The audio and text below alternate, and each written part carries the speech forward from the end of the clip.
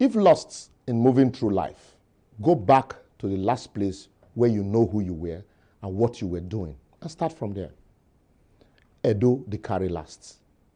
I read online the letter of former governor of Edo State, Comrade Adams Oshiomhole, to his supposed godson, the current governor of the state, Godwin Obaseki, congratulating him on his election victory at the Supreme Court, while calling on him to reach out to everyone to move the state forward. I never knew Oshiomhole called Oshoquake by his supporters to be that humble. How are the mighty falling? But you will agree with me that also shows leadership and strength of character. But we know that in Nigeria, once a political Lilliputian defeats a political lion, as he describes himself, he turns him into a mere pussycat. Meow, meow. I beg no laugh. If only Oshiomhole had listened to the voice of reasoning, he probably would still have been calling the shot at the APC national office today. I don't even know what he take voters for, as all he told them about Izeyamu in 2016, he wanted to reverse it in 2020. Who does that? Well, you know, there's also a lesson in humility for our leaders to learn from, to understand that power is transient. Talking about transient nature of power, one also would have expected the current governor, after being sworn in for a second term since 12th of November 2020, to use the massive support he got at the poll and the loud no to godfatherism in the state to quickly kickstart the achievement of his campaign promises anchored on 3 tripods: employment generation, industrialization, and infrastructural development. But for where? As I talk to you, still they speak English, while his supporters are busy creating excuses for him. Even APC, almost dead in the state though, are having a laugh at the state PDP over its bickering with the governor about appointments and party structures. And in some cases, houses of dissenting voices are demolished by the government under the guise of environmental control. While I be like a church project, he not the finish. Presently, it has taken the governor almost 7 months after swearing in to nominate his cabinet members and special advisors. The state judiciary, headed by an acting chief judge, is still awaiting confirmation. Even the State House of Assembly, contrary to provisions of Section 91 of the Constitution of the Federal Republic of Nigeria, 1999 as amended, is wobbling on one leg with just 7 members out of 24. Emperor style of governance, you would say. You are not far from it. Imagine if Buhari had done same after his second term swearing. PDP for no even let us hear word at all. They would have called him all printable names. But really, where is Scholar Olobodiyan in all this?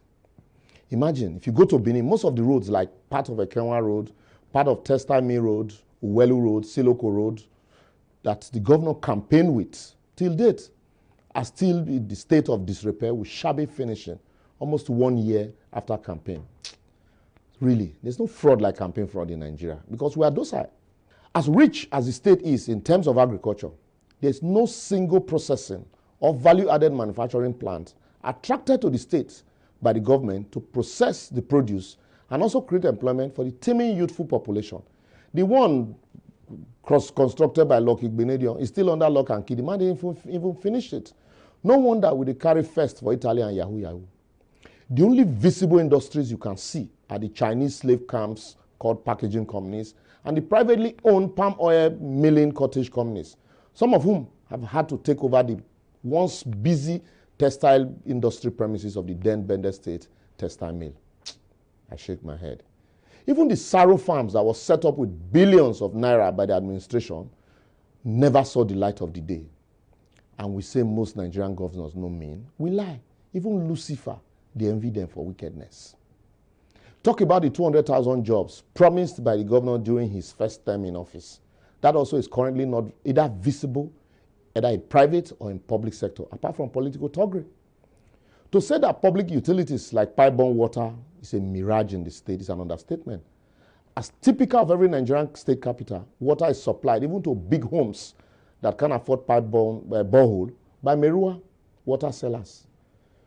How about the Bender Feed and Flour Mill, Bender Brewery, Yanomo Industrial Hub that was celebrated with farm fairs, and all the industrial MOU signed by the government? They are all more visible in audio form than in reality, and premises overgrown by weed.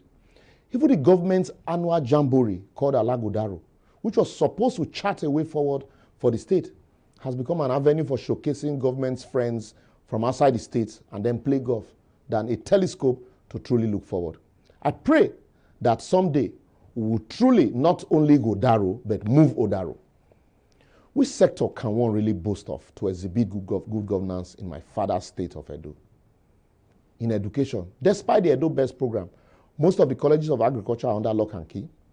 Abdulsalih University, as I speak, is shut down, while the Edo University is managing to go by, as other public institutions now resort to prayers for monthly subventions.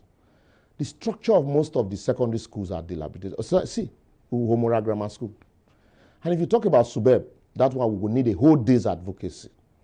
Even the campaign of continuity for where the government refused to continue a previous project of a government the governor served in as a chief economic advisor. Talk about the Bidin Water Storm project, even the specialist hospital, you are all aware. After all the plenty noise, we are where we are. Apologies to Professor Yomi Oshibanjo. Most of our governors really are worse than armed bandits. If I mention civil servants whose job are largely be taken over by consultants from Lagos, even though I do not be Lagos, we'll not go come on here today. And if you dare wake them to reality, they will show you a renovated stadium, judges' quarters, and state secretariat, as if that all there is to good governance. Like play. Edo Don De Carry Last. Anyway, that is if you people allow it. My advocacy today will be governance being about legacy. People should learn to vote and consistently remind their elected leaders of electoral promises made during campaign and ensure that these leaders deliver on same. Edo being a gateway path from the north to the south, east to west, west to south, and east to north can benefit from its strategic location if only the people will not only shout Ogbane, but ensure that the leaders are held accountable to make sure infrastructure promise Gbane in reality. Government should remember, the earlier they begin to surround themselves with credible people, rather than sycophants and praise singers, and also begin to create industries or attract investment that will enhance sustainable development to the state through enabling environment and security, the better. Otherwise, soon, the poor will have them and the rich for lunch. And I always maintain, as Advocate General of the Federation, AGF, my advocacy to you, the youth, is, remember, appointing you as SSA to governor on 150K monthly without a table, without a sustainable industrial growth plan, will keep you perpetually poor.